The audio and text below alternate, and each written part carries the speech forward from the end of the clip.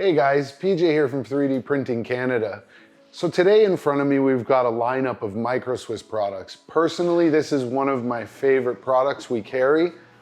They just work. When they're assembled correctly and heat tightened correctly, they just work well. I use them at home personally. Here in the shop, they're workhorse extruders and hot ends. I absolutely love them.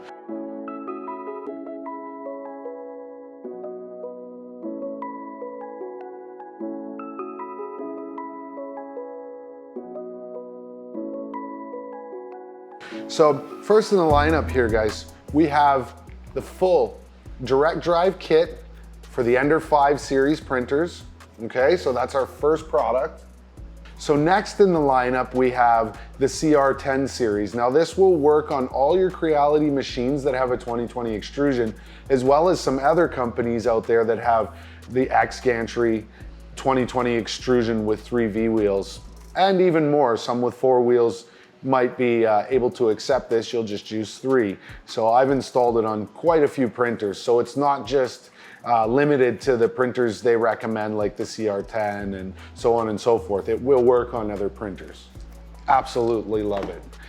Next, you can just, if you've already purchased, let's say a Micro Swiss hot end, excuse me, that's for the CR10S Pro. But if you've already purchased a Micro Swiss hot end, you can buy the plate only. So it works out well. Next in the lineup, my all-time favorite, which is on my machine, and I have to throw a shout out to Micro Swiss for sending me this to test. Absolutely wonderful. It's the linear rail kit. So it's the direct drive kit again with the all metal hot end, all metal heat break again, so you can print carbon fiber materials, wood materials, things like that with ease. Also, for those of you who may have already bought it and want to switch to the linear rail, they also provide just the back plate and the linear rail attachment, so you don't have to buy everything all over again.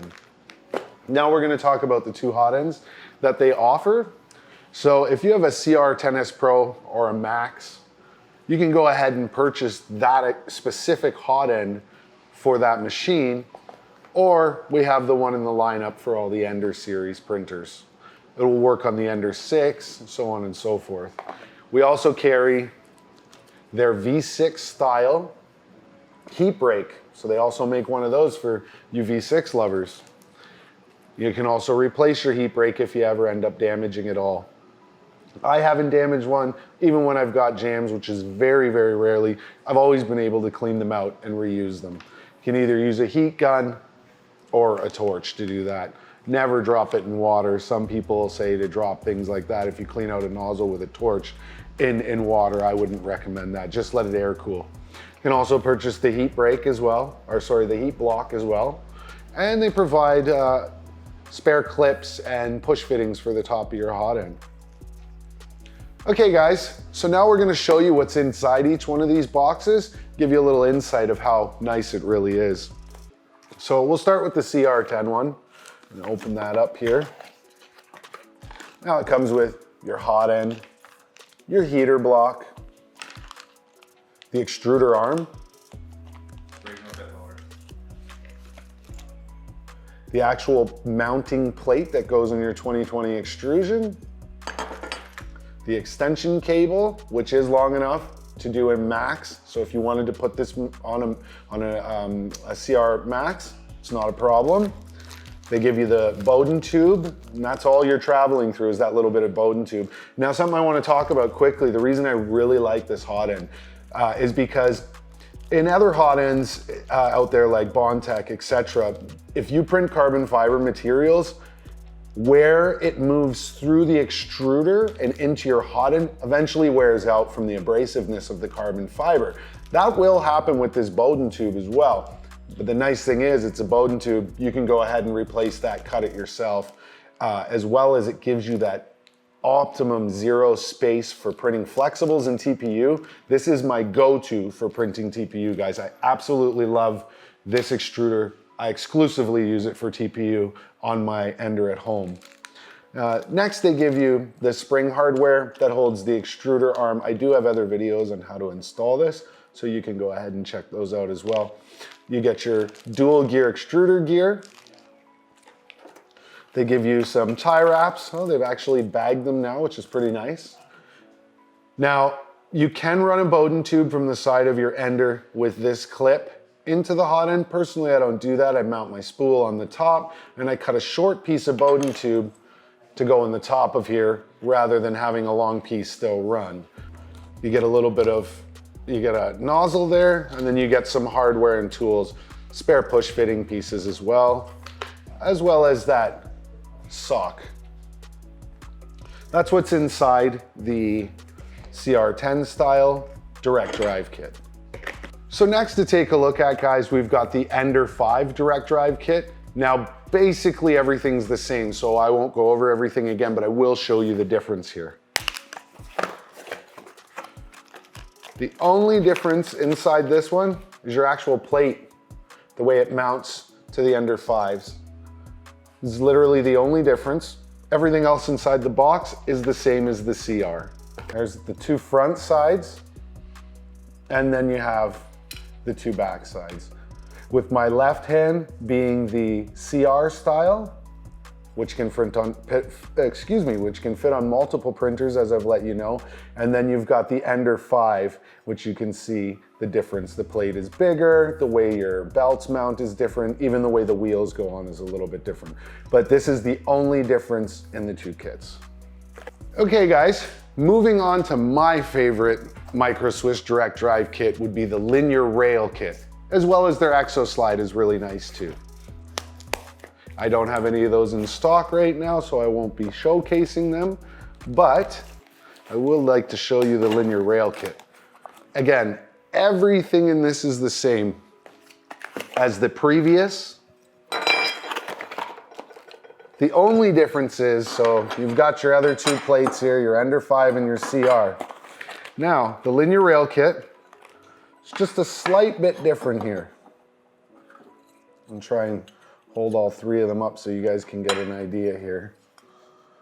Okay, so the linear rail kit, again, exact same contents in the box, but to mount your linear rail, there's the mounting plate that is different.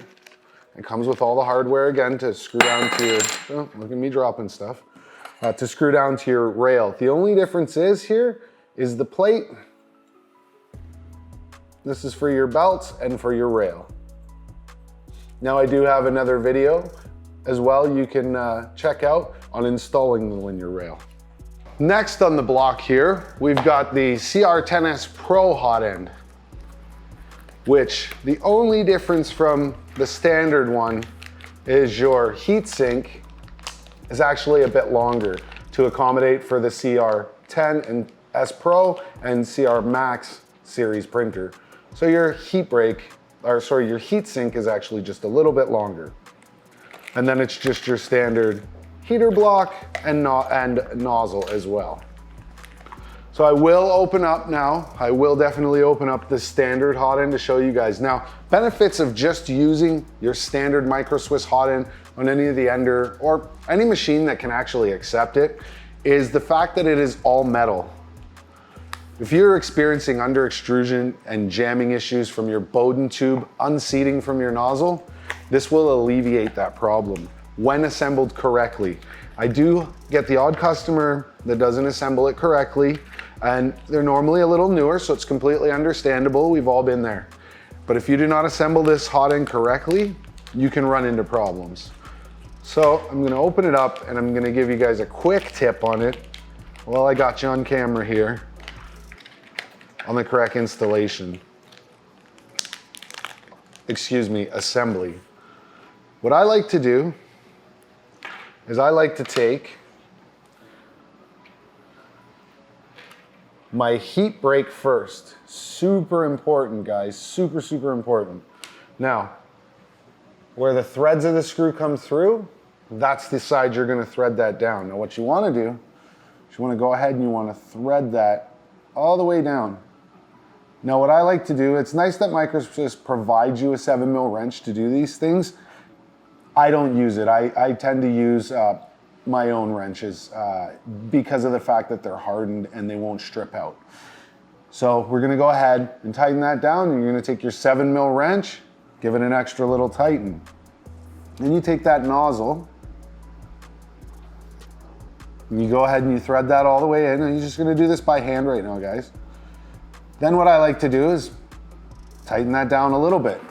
Then while it's not even in the machine yet, I take my heater cartridge, my thermistor, and I install those. And the reason I leave it off the machine is because I wanna get a good heat tighten and not over tighten and potentially break the nozzle off inside. So turn your printer up to 260 degrees now once you've got those installed. Take an adjustable wrench, clamp it on the heater block, take either a socket wrench or a 7mm wrench once it's up to 260. Go ahead and give an extra little tighten. And what that does is it heat seats the two metal ends together, which will eliminate any type of heat creep or filament getting where it's not supposed to. This is the most important step in my opinion. Let that cool down, okay? And then I go ahead on a flat surface and slide these two together. So your heat sink, this is your heat sink. I'm gonna lay that on a flat surface. I take the 1.5 millimeter wrench and the set screw provided, and I go ahead and I pinch those together flat on the surface, on a flat surface, excuse me, and I tighten down.